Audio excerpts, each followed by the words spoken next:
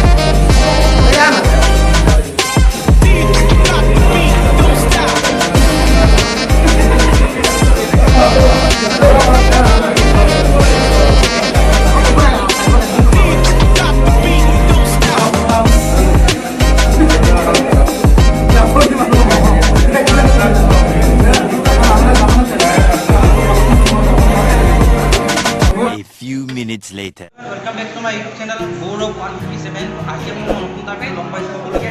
আজি আপোনালোকক মই দেখাম এখন ৰয়েল এনফিল্ড ধুনীয়া বাইক এখন দেখাম। তো এখনকে আপুনি স্কিপ নকৰিব আৰু আপোনালোকে অলৰেডি গাড়ীখনৰ লঞ্চৰ ভিডিঅ' দেখিছে। এতিয়া আপোনালোকক নিজৰ চিনেমেটিকটো তো গাড়ীখনৰ সকলোবিলাক কথা ক'ম, প্ৰাইচ মাইলেজ কিমান কি পাৱাৰ আছে ক'ত কি উপলব্ধ হ'ব। তো ভিডিঅ'টো বেছি দিন নকৰি ষ্টাৰ্ট কৰোঁ বলক।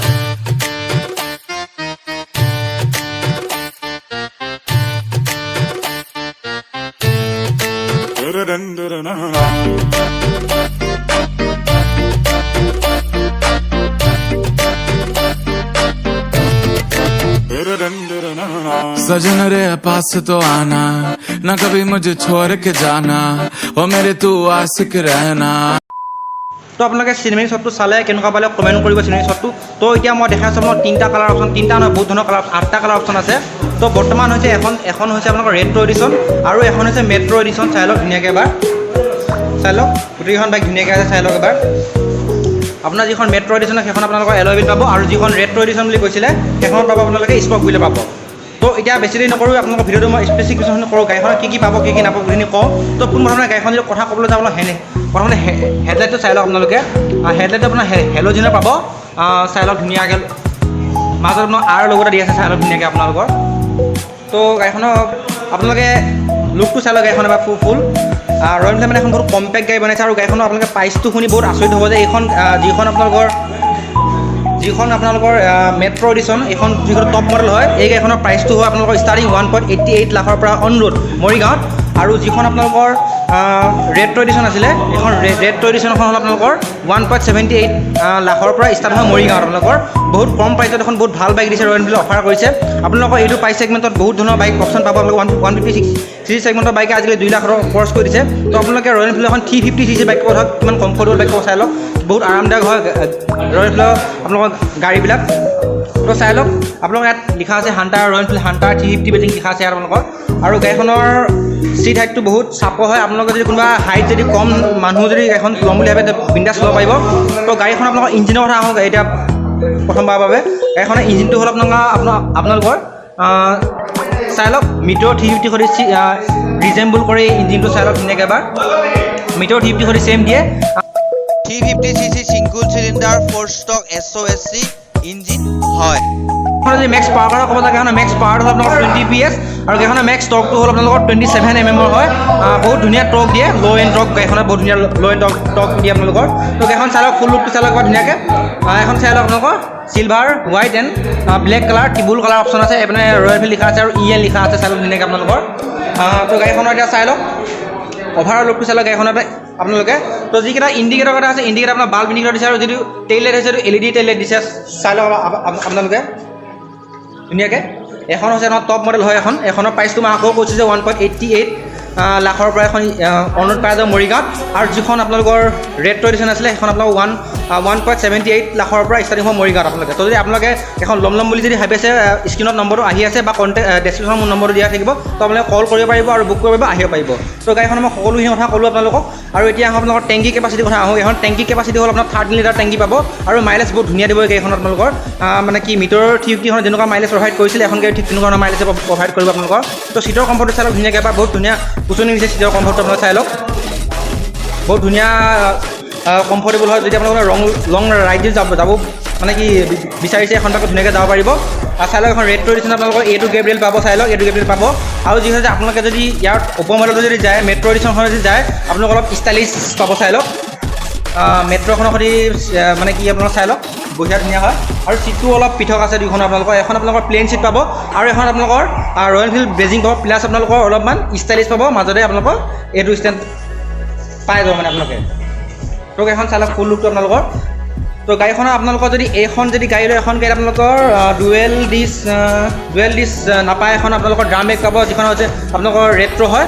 আৰু যিখন টপ মডেল হয় এইখন হৈছে এখন হৈছে টপ মডেল, আপোনাৰ চাই লওক এখন টপ মডেল হয় আৰু এখন টপ মডেল হয়। এই দুইখনতে আপোনালোকৰ ডুৱেল ডিছ পাব আৰু প্লাছ ABS পাব আপোনালোকে। তো গাড়ীখনৰ বহুত ধুনীয়া ছেফটি ফিচাৰ দিছে ৰয়েল এনফিল্ডে আপোনালোকৰ ইমান কম বাজেটত। তো চাই লওক ধুনীয়াকৈ। আৰু যদি ব্ৰেকৰ কথা যদি কওঁৱে আপোনালোকক মই ফ্ৰণ্টৰ যিটো ডিছ ব্ৰেকটো হৈছে ডিছ ব্ৰেকটো আপোনাৰ ABS পাব আৰু যিটো ডিছ ব্ৰেকৰ চাইজটো হৈছে এইটো আপোনালোকৰ 300 mm হয়। আৰু যিটো ৰিয়েৰ ডিছ ব্ৰেক আছে তাতো আপোনালোকৰ ABS পাব আৰু ৰিয়েৰ ডিছ ব্ৰেকৰ চাইজটো হ'ল আপোনালোকৰ 270 mm হয়। তো ধুনীয়াকৈ ছেফটি ফিচাৰ আপোনালোকৰ পাই যাব এখন গাড়ীত। তো গাড়ীখনত যদি আপোনালোকৰ ফ্ৰণ্টৰ যদি ছাছপেনশ্যন হয় ক'ব যাওঁ ফ্ৰণ্টত আপোনাৰ ছাছপেনশ্যনটো হ'ব আপোনাৰ টেলিস্কোপিক পাব, টেলিস্কোপিকৰ হয় 41 mm হয়, এইটো চাই লওক এবাৰ। আৰু ট্ৰেভেল ছাছপেনশ্যন হ'ব আপোনালোকৰ 130 mm ট্ৰেভেল ছাছপেনশ্যন হ'ব, বহুত ধুনীয়া হয়। আৰু যদি ৰিয়েৰৰ যদি ছাছপেনশ্যনৰ কথা ক'ব যাওঁ ৰিয়েৰৰ যদি ছাছপেনশ্যন এইটো হ'ব আপোনালোকৰ টুইং শ্বক এক্স'বাৰ হয়, আপোনালোকৰ 6 ষ্টেপ এডজাষ্টেবল কৰিব পাৰিব মানে আপোনালোকে ছবালৈকে এইটো এডজাষ্ট কৰিব পাৰিব, 6 ষ্টেপ হয়। তো চাই লওক এখন ফুটেজটো চাই লওক মেটেলৰ দিছে, ফুটেজটো বহুত ধুনীয়া হয়, এইটো লবাৰৰ দিছে, চাই লওক ধুনীয়াকৈ আপোনালোকে এবাৰ।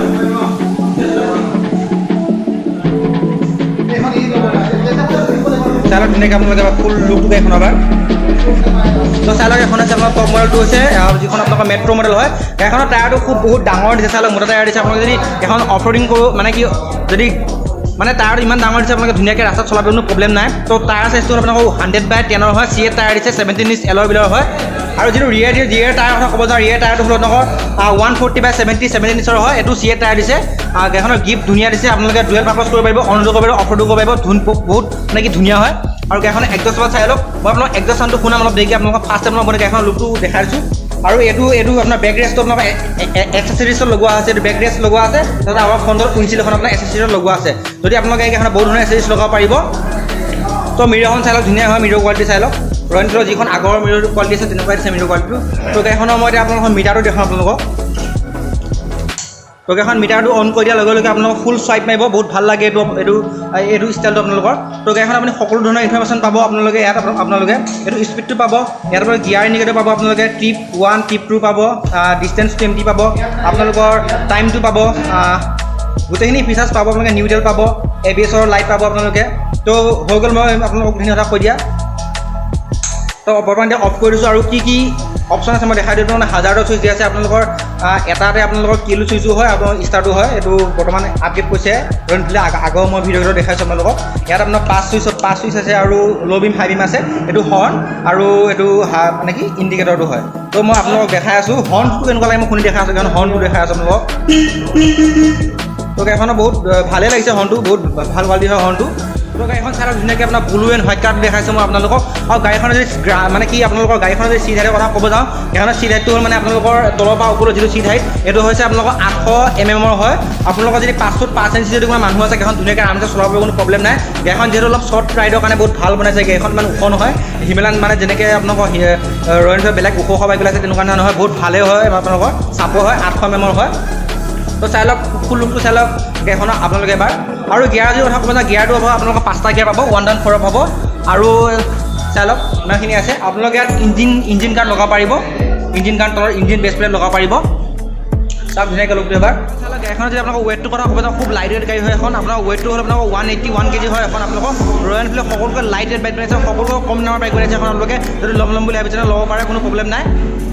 আৰু আপোনালোকে এপিনে এখন চাৰি কাঠ পাব চাই লওক বুঢ়া চাৰি কাঠ পাব বহুত ধুনীয়া হয় চাৰি কাঠখন আৰু ইয়াত আপোনাৰ ডবল ষ্টেণ্ডো পাব চাই লওক ধুনীয়াকৈ আপোনালোকে তো গাড়ীখন বহুত ধুনীয়া ইঞ্জিন হয় এই ইঞ্জিনটো আপোনালোকৰ ৰয়েল এনফিল্ড ক্লাছিক 350 দিছে আৰু এই ইঞ্জিনটো আপোনালোকৰ মিটাৰখনো দিয়া আছে বহুত ধুনীয়া ইঞ্জিন হয় আপগ্ৰেড কৰিছে তো গাড়ীখন মই সকলো ডিছ কৰি দিলোঁ প্ৰাইচটো পুনৰবাৰ শেষত কৈছোঁ আপোনালোকৰ যিখন এখন হৈছে আপোনালোকৰ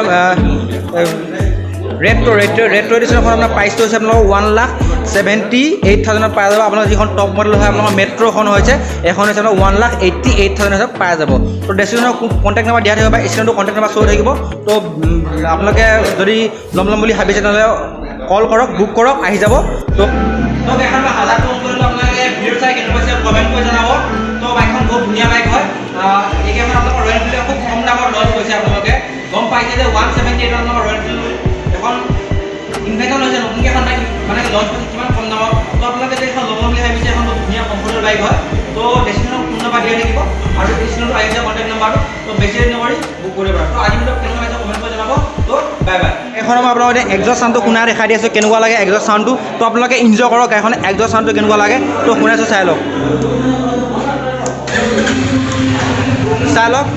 যিটো আপোনালোকৰ ষ্টাৰ্ট দিলে এইটো চাউণ্ড হয় চাই লওক শুনি আপোনালোকে ষ্টাৰ্টটো হ'লে এইটো চাউণ্ড দিয়ে তো আপোনালোকক অলপ ৰেপ কৰি দিছোঁ চাই লওক শুনক এইটো চাউণ্ডটো বহুত মানে বেছি চাউণ্ড দিছে চাই লওক